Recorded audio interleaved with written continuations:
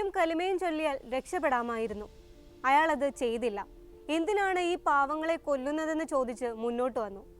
ഭീകരാക്രമണത്തിൽ കൊല്ലപ്പെട്ട ഒരു കശ്മീരി യുവാവിനെ ഓർത്ത് ഒരേ സമയം വേദനിക്കുകയും അഭിമാനിക്കുകയും ചെയ്യുന്നുണ്ട് രാജ്യം.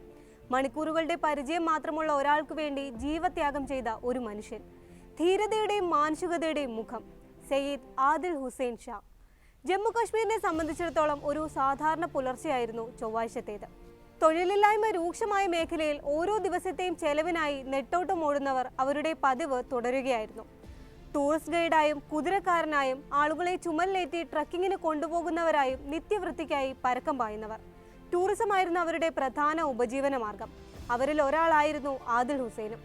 പാർക്കിങ്ങിൽ നിന്നും കുന്നിൻ മുകളിലേക്ക് ബൈസറിലേക്ക് ആളുകളെ കുതിരപ്പുറത്ത് കൊണ്ടുപോകുന്നതായിരുന്നു ആദിലിന്റെ ജോലി. മഴ കൊണ്ടുപോയ പോയ വാരത്തിലെ നഷ്ടം നികത്തണമെന്ന ചിന്തയോടെയാണ് അന്ന് ആദിൽ ജോലിക്കെത്തിയത്.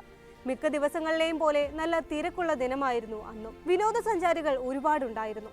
അതുകൊണ്ട് തന്നെ ദിനേന സമ്പാദിക്കുന്ന 500-600 രൂപ അന്ന് ലഭിക്കുമെന്ന പ്രത്യാശയിലായിരുന്നു ആ ചെറുപ്പക്കാരൻ. ബൈസണിലെ പുൽത്തകിടിയിൽ സൊറ പറഞ്ഞും ഭക്ഷണം കഴിച്ചും സ്നേഹം പങ്കിട്ടും സമയം ചെലവഴിക്കുകയായിരുന്നു സഞ്ചാരികൾ. എന്നാൽ വളരെ പെട്ടെന്നായിരുന്നു ആ ദിവസം അസാധാരണമായി മാറിയത്. കൃത്യമായി പറഞ്ഞാൽ ഉച്ചയ്ക്ക് 2 മണിയോടെ ആ മലമുകളിലെ കാടുകൾക്കിടയിൽ നിന്ന് ഒരു സംഘം തോക്കുധാരികൾ പാഞ്ഞെത്തി. AK-47ഉം M4 കാർബൈൻ തോക്കുകളുമായിരുന്നു അവരുടെ കയ്യിലുണ്ടായിരുന്നത്. അവിടെ ഉണ്ടായിരുന്ന ആളുകൾക്കിടയിൽ പരിഭ്രാന്തി പടർത്തിയ ശേഷം അവർ കണ്ണിൽ പെടുന്നവരുടെ എല്ലാം പേരും വിലാസവും തിരക്കി ആളുകളെ തരം തിരിച്ചു നിർത്തി കൊല്ലാൻ ആരംഭിച്ചു. കാഴ്ചയിൽ തന്നെ കശ്മീരി മുസ്ലിം ആയതിനാൽ ആദിൽ മാറ്റി നിർത്തപ്പെട്ടു. എന്നാൽ തന്റെ കുതിരപ്പുറത്തെത്തിയവർക്ക് നേരെ തോക്കുയർത്തിയപ്പോൾ വെറുതെ ഇരിക്കാൻ കഴിയുമായിരുന്നില്ല അയാൾക്ക്. നിരപരാധികളെ കൊല്ലുന്നത് എന്തിനെന്ന് ആദിൽ ചോദിച്ചു. തോക്ക് പിടിച്ചു മാറ്റാൻ ശ്രമിച്ചു. അപ്പോഴാണ് കൂട്ടത്തിലുണ്ടായിരുന്ന ഒരു ഭീകരൻ ആദിലിന് നേരെയും നിറയൊഴിച്ചത്. ഒരുപാട് ആളുകൾ അവിടെ ഉണ്ടായിരുന്നെങ്കിലും ആയുധധാരികളായ ഭീകരവാദികളെ ചോദ്യം ചെയ്യാൻ ആദിൽ മാത്രമേ മുന്നോട്ട് വന്നിരുന്നുള്ളൂ. 3 ബുള്ളറ്റുകളാണ് ആദിലിന്റെ ജീവൻ എടുത്തത്. അതിൽ 2 എണ്ണം അദ്ദേഹത്തിന്റെ കഴുത്തിലും 1 എണ്ണം തോളിലുമാണ് തുളച്ചു കയറിയത്. ഭാര്യയും മാതാപിതാക്കളും 5 ഇളയ സഹോദരങ്ങളും ഉൾപ്പെടുന്ന കുടുംബത്തിന്റെ ഏക ആശ്രയമായിരുന്നു ആദിൽ ഹുസൈൻ. പെഹൽഗാമിൽ നടന്ന ഭീകരാക്രമണത്തിന്റെ വിവരം അറിഞ്ഞയുടൻ ആദിലിനെ ഫോണിൽ വിളിച്ചെങ്കിലും ലഭിക്കാതായതോടെയാണ് പിതാവ് നൌഷാദ് മകനെ അന്വേഷിച്ചിറങ്ങുന്നത്. ഒടുവിൽ പെഹൽഗാമിൽ എത്തിയപ്പോഴാണ് ആദിലും മരിച്ചവരുടെ കൂട്ടത്തിലുണ്ടെന്ന് അറിയുന്നത്. അനന്ത്നാഗറിലെ ജനങ്ങൾ ആദിലിന്റെ മരണത്തിൽ വിങ്ങുന്ന കാഴ്ചയാണ് കഴിഞ്ഞ ദിവസങ്ങളിൽ കണ്ടത്.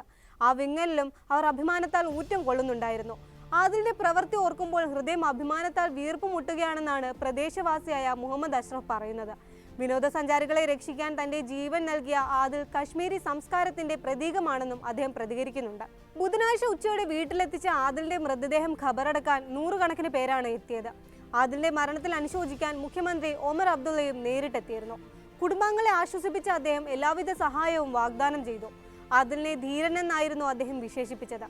അങ്ങനെ ഒരു യുവാവിന്റെ കുടുംബത്തെ സംരക്ഷിക്കേണ്ട ഉത്തരവാദിത്തം നാടിനുണ്ടെന്നും അതിനായി എല്ലാവിധ നടപടിയും കൈക്കൊള്ളുമെന്നും ഉറപ്പു നൽകിയ ശേഷമായിരുന്നു ഒമർ അബ്ദുള്ളയുടെ മടക്കം.